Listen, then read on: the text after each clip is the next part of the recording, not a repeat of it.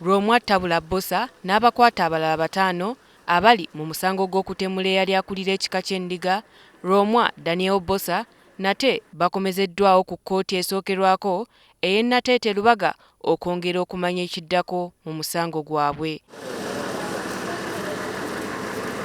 Kibadde kisuubirwa nti olwaleero bano baakuweerezebwa mu kkooti enkulu okutandika okuttunkana omusango gwabwe wabula wabaddewo ensonga ze balina. Abamu ku bakwate babadde baagala omulamuzi akkirize bo bateebwe nti kasita omuntu gwe baali banoonya baamukwata ng'abalala balaajana nti balina obuvunaanyizibwa obw'okutuukiriza wabweru eyo nga tebalaba lwaki kkooti ekyabakandaaliriza.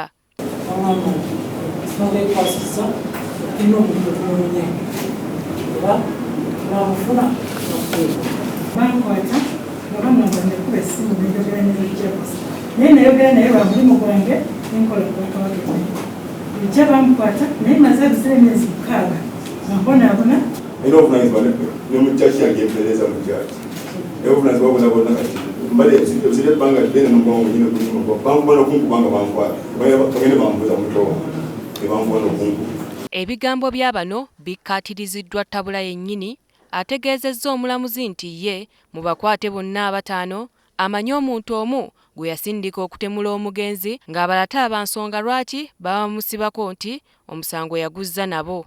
Ono asabye omulamuzi nti bano bayimbulwe badde ewaka ye avunaanibwe mu musango gwe nga tewali mulala abiyingiddemu.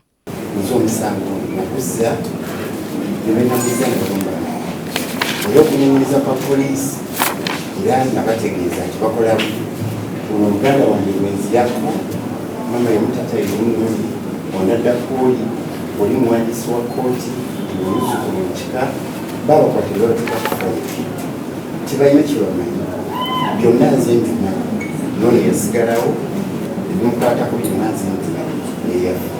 Kyokka omulamuzi wa kkooti eno Adams Byarugaba okusaba kwa Tabula ne bannaakugobye n'ategeeza nti kkooti enkulu yalina obuvunaanyizibwa ku kubakkiriza okweyimirirwa n'okukakasa nti ddala tebalina musango nga bwe bagamba.